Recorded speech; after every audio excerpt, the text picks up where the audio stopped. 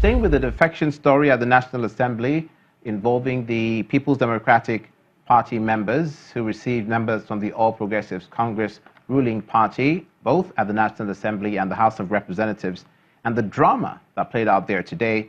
Joining us on News Track is a lawyer, Mr. Evans Hufeli. Thank you for being with us. Thank you. Now, it's dramatic to say the least. Yes. Because of the number of senators involved and House of Reps members. First, the alleged siege on the homes of the Senate President and his deputy, and then the defection of the lawmakers. What do you make of these events today?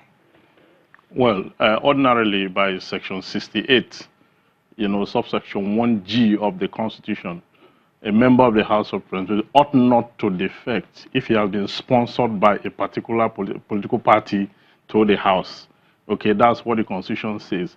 But the Constitution went further to provide that he can do so where there is division in his party, or there's a merger for which, or there's a faction for which, So the Constitution shot itself at the foot and created this leeway for this kind of jamboree where lawmakers can now defect anyhow, move from one political party to another, and then convolute the entire system and giving us an harvest of confusion.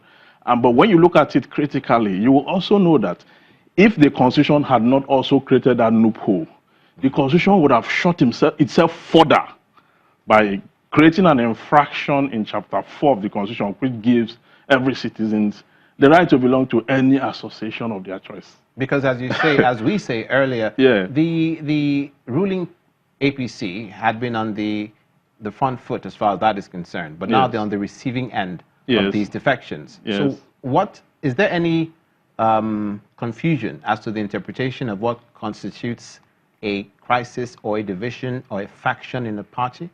Well, there's no confusion, because there's already, the party is divided, really, when you look at it critically. And politics being what it is, but according to Herod Laswell, he said politics is, who get what, when, and how, is the authoritative allocation of value. And politics being a very selfish activity and agenda. Everybody is talking about interest. It's a game of interest, really. So what you're having is just the interplay of the human construct when it comes to the issue of interest.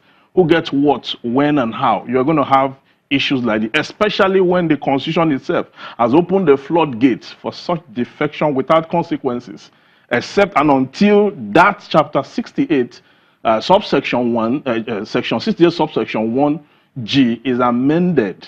Then you can now have a kind of sanity at that level. If not, the parties or the party members who are defecting will always have a defense to this effect that, oh, there's division in my party, oh, there's a faction, oh, there is this in my party. So the Constitution has already provided that leeway for them to do what they're doing. But if we should not entertain any fear, because ordinarily, if democracy were to be working in Nigeria, because as far as I'm concerned, democracy is not really working yet. The citizens cannot access democracy.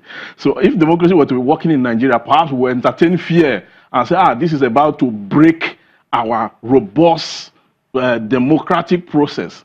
But our democratic process is not robust. It's neither nascent nor the other. Finally, so perhaps this is even good for democracy in a way, because no party can now lay credence to supremacy in terms of their activity and political agenda.